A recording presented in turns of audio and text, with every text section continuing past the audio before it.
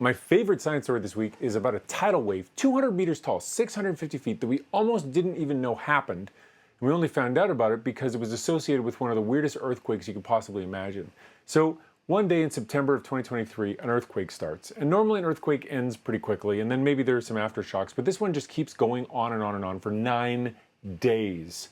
And not only that, it looks weird because it's got these peaks in the energy of the signal every 92 seconds. And so people are like, what the heck is that?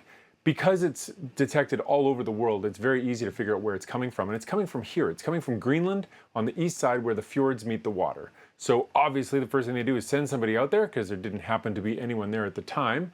And what they see right away is that there has been a massive landslide. It's estimated that 25 million cubic meters of material fell into the water. And that is a lot of material. If you've ever been to Toronto and you've ever seen the CN Tower, the amount of concrete that's in the CN Tower, that times 600 is how much material fell down the mountain to go into the water. And I wanted to get a good before and after picture, so I spent way too long with this thing in Photoshop. I brought it in, I made it another layer, I tried to auto-align the layers, and I'm doing this like back and forth sort of dogman thing here to try to help you see what happened. But you got to understand, like, it looks kind of small in the picture. This is a massive, massive scale. Basically a mountain fell down the side. So it's pretty clear what caused that earthquake to start, and that's pretty shocking. But then there's the question of, like, what exactly did that look like? So it goes into the water, it makes a big splash, and they can tell by looking at the sides of the fjord that that splash was 200 meters tall. Now, 200 meters is so big. Here's a picture of Toronto.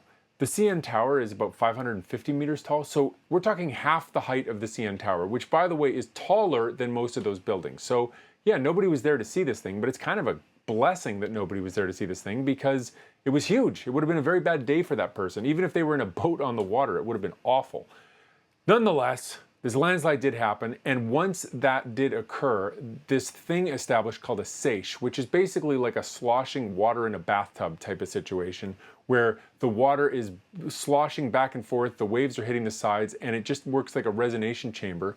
And they did some computer modeling and figured out that a seiche in that location would have a resonant frequency of about 92 seconds. So it's exactly the signal that they were detecting, and it all makes perfect sense.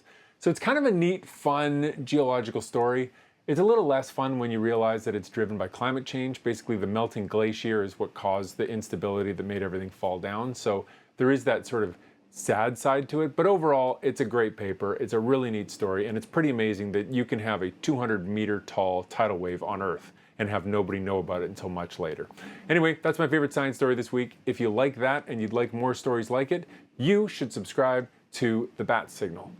Followthebatsignal.com. Thanks.